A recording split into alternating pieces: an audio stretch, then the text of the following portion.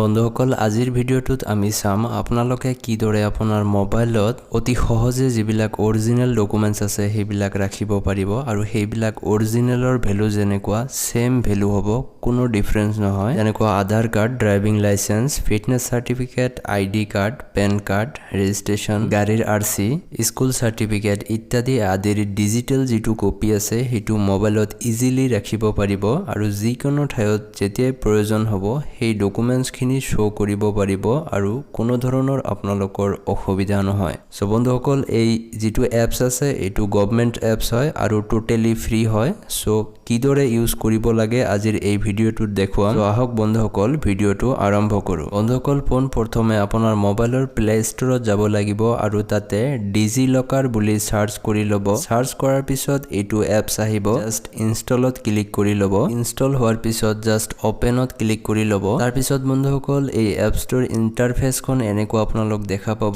কি ডকুমেন্টছৰ ডিজিটেল কপিটো আপোনালোকে এক্সেস কৰিব পাৰিব মই দেখাই দি আছো ইয়াতে যিবিলাক ডকুমেন্ট আপোনালোকে এক্সেস কৰিব সেইবিলাক অৰিজিনাল ডকুমেন্টৰ ইকুইভ্যালেন্ট হ'ব অৰ্থাৎ সেম ভ্যালু থাকিব আৰু এটা ইন্টাৰেষ্টিং কথা বন্ধুসকল যদি আপোনালোকৰ পেন কাৰ্ড নাম্বাৰ আছে ড্ৰাইভিং লাইসেন্স আছে কিন্তু সেই কাৰ্ডখন নাই তেনেহলে আপোনালোক ইয়াৰ পৰা এক্সেস কৰি সেই কাৰ্ডখন ডাউনলোড কৰি ল'ব পাৰিব আৰু সকলো ঠাইতে ইউজ কৰিব পাৰিব সো বন্ধুসকল কি ডকুমেন্টছ আছে আমি ইয়াতে চাম পপুলাৰ ডকুমেন্টছৰ ভিতৰত আছে ইয়াতে আধাৰ কাৰ্ড ইয়াৰ পৰা এক্সেস কৰিব পাৰিব তাৰ পিছত গাড়ীৰ আৰসি তাৰ পিছত পেন কাৰ্ড তাৰ পিছত স্কুল সাৰ্টিফিকেট তাৰ পিছত আপোনাৰ গ্যাসৰ যিখন পাসবুক আছে এইখন ইয়াৰ পৰা এক্সেস কৰিব পাৰিব কম্পিউটাৰ সাৰ্টিফিকেট ইয়াৰ পৰা এক্সেস কৰিব পাৰিব পিএফও ডিটেইলছ ইয়াৰ পৰা এক্সেস কৰিব পাৰিব তাৰ পিছত বন্ধুসকল সেৱাৰ যেটো মাৰ্কশিট আছে ইয়াৰ পৰা আপোনালোকে ডাউনলোড কৰি ল'ব পাৰিব কৃষ্ণকান্ত সন্দিকৈ আপোনালোকে যিখন সাৰ্টিফিকেট আছে ইয়াৰ পৰা ডাউনলোড কৰি ল'ব পাৰিব আৰু নানান ধৰণৰ ডকুমেন্ট যিবিলাক আছে সাপোজ ল্যান্ড ডকুমেন্টছ তাৰ পিছত বাৰ্থ সাৰ্টিফিকেট ডেথ সাৰ্টিফিকেট ইত্যাদি আদি সকলোবোৰ ইয়াৰ পৰা এক্সেস কৰিব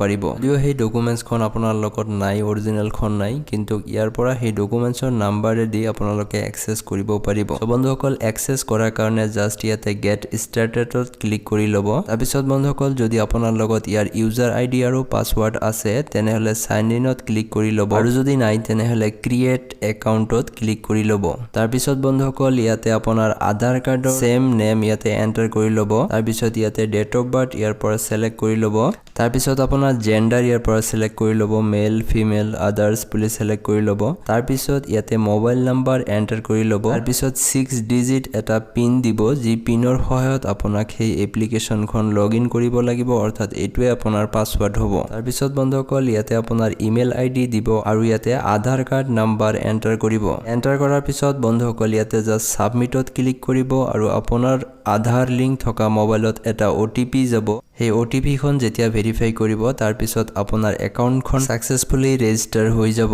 তাৰ পিছত বন্ধুসকল আকৌ হোম পেজত আহিব আৰু গেট ষ্টাৰ্টাৰত ক্লিক কৰিব আৰু ইয়াতে সাইন ইনত ক্লিক কৰি ল'ব সাইন ইনত ক্লিক কৰাৰ লগে লগে ইয়াতে আধাৰ নাম্বাৰ নহলে মোবাইল নাম্বাৰ এন্টাৰ কৰি 6 ডিজিট যেটো আপুনি পিন এন্টাৰ কৰিছিল হেতু দি সাইন ইন কৰি ল'ব পাৰে নাইবা যেটো ইউজাৰ নেম দিছিল আপুনি জাস্ট ইউজাৰ নেমটো ইয়াতে এন্টাৰ কৰিব আৰু 6 ডিজিট পিন ইয়াতে এন্টাৰ কৰিব আৰু সাইন ইন কৰি ল'ব আৰু যদি ইউজাৰ নেম ইয়াতে দিছিল জাস্ট ইউজাৰ নেমটো ইয়াত লিখিব 6 ডিজিট পিনটো ইয়াতে লিখিব আৰু সাইন ইনত ক্লিক কৰিব তাৰ পিছত বন্ধুসকল আপোনাৰ সন্মুখত এনেকুৱা এটা ড্যাশবোৰ্ড খুলি যাব আৰু যেটো ডকুমেন্টছ আপোনাক লাগে সেই ডকুমেন্টছটো জাস্ট ইয়াৰ পৰা আপুনি ডাউনলোড কৰি ল'ব আৰু যেটো অৰিজিনাল ডকুমেন্টছ হ'ব ইয়াতে লিখা আছে বন্ধুসকল চাব পাৰে যে ইনফৰমেশন টেকনলজি এক্ট 2000 যেটো আছে সেই মতে এই ডকুমেন্টছ বিলাক সকলো ঠাইতে আপোনালোকে ইউজ কৰিব পাৰিব সো বন্ধুসকল যদি আপোনাক আধাৰ কাৰ্ড লাগে তেনেহলে ইয়াতে জাস্ট ক্লিক কৰি আধাৰ কাৰ্ডখন ডাউনলোড কৰি ল'ব পাৰে যদি আপোনাক আৰসি খন লাগে গাড়ীৰ আৰসি লাগে জাস্ট ইয়াতে ক্লিক কৰি আপুনি ডাউনলোড কৰি ল'ব পাৰে যদি পেন কাৰ্ডখন লাগে তেনেহলে জাস্ট পেন কাৰ্ডত ক্লিক কৰি ল'ব যদি 10ৰ মাৰ্কশিট খন লাগে তেনেহলে ইয়াতে ক্লিক কৰি ল'ব বন্ধুসকল মই দেখাই দিছো এটা ডকুমেন্ট ডাউনলোড কৰি দেখাই দিছো যে কিদৰে আপোনালোকে ডাউনলোড কৰিব সাপোজ মোক পেন কাৰ্ডখন লাগে যিখন মোৰ লগত নাই বৰ্তমান কিন্তু পেন কাৰ্ড নাম্বাৰখন মই জানো বা ফোন কৰি লৈছো সো জাস্ট ইয়াতে ক্লিক কৰিব ক্লিক কৰাৰ পিছত এনেকুৱা অপচন আহিব ইয়াতে আকৌ ক্লিক কৰি ল'ব ক্লিক কৰাৰ পিছত ইয়াতে আধাৰ কাৰ্ডৰ যেটো নাম আছে আপোনাৰ ইয়াতে শো হৈ যাব ডেট অফ বাৰ্থ ইয়াতে শো হ'ব তাৰ পিছত আপোনাৰ জেন্ডাৰ ইয়াতে শো হ'ব তাৰ পিছত বন্ধুসকল ইয়াতে জাস্ট আপোনাৰ পেন কাৰ্ড নাম্বাৰটো এন্টাৰ কৰিব তাৰ পিছত বন্ধুসকল পেন কাৰ্ডত যেটো আপোনাৰ নাম আছে সেম নেম ইয়াতে জাস্ট আপুনি এন্টাৰ কৰি ল'ব ইয়াতে পেন কাৰ্ড নাম্বাৰ আৰু ইয়াতে আপোনাৰ নাম এন্টাৰ কৰাৰ পিছত জাস্ট গেট ডকুমেন্টত ক্লিক কৰি ল'ব তাৰ পিছত অলপ সময় টাইম ল'ব আৰু এনেকুৱা শো হ'ব যে তাৰ পিছত এনেকে আপোনাৰ পেন কাৰ্ডখন ডাউনলোড হৈ যাব আৰু যদি আগত কিছুমান ডকুমেন্টস ডাউনলোড কৰিছে ইয়াতে শো হৈ যাব সো এইটো বন্ধুসকল এইটো আমাৰ পেন কাৰ্ড হয় আমি সাম কেনেকুৱা দেখাত কেনেকুৱা এইটো জাস্ট পেন কাৰ্ডত ক্লিক কৰিব বন্ধুসকল যদি আপুনি পিডিএফ কপিটো ডাউনলোড কৰিব বিচাৰিছে তেনেহলে জাস্ট ইয়াতে 3 ডটত ক্লিক কৰি ল'ব আৰু ভিউ এজ পিডিএফত ক্লিক কৰি ল'ব ইয়াতে আপোনাৰ পেন কাৰ্ডখন শো হ'ব যত কিউআৰ কোড আছে নেম ডিটেইলছ আছে ডেট অফ বাৰ্থ আছে কমপ্লিট ডিটেইলছ আছে ইয়াতে আপোনাৰ পেন কাৰ্ড নাম্বাৰো আছে সো এই পেন কাৰ্ডখন আপুনি যিকোনো ঠাইতে ইউজ কৰিব পাৰিব কোনো ইস্যু নাই আৰু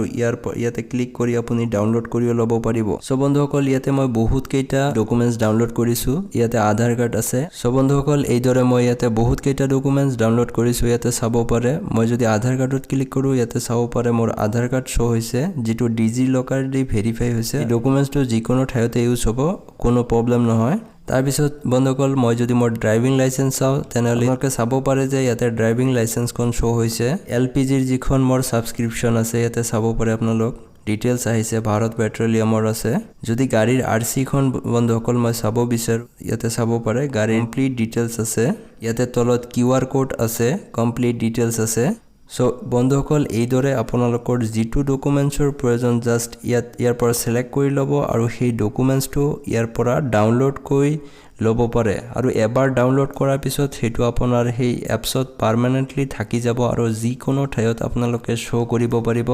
আৰু ফিজিক্যাল ডকুমেন্টছ কিনি আপোনালোকক কেৰি কৰিব নালাগে যিকোনো ঠাইত গলে জাস্ট মোবাইলখন থাকিলেই হ'ব সো বন্ধুসকল আজিৰ ভিডিওটোত এইখিনি আছিল যদি আপোনালোকে এই এপ ইউজ কৰোতে কিবা অসুবিধা পায় বা লগইন কৰোতে প্ৰবলেম হয় তেনেহলে নিশ্চয় কমেন্ট কৰিব আমি আপোনালোকক হেল্প কৰিবলৈ চেষ্টা কৰিম ধন্যবাদ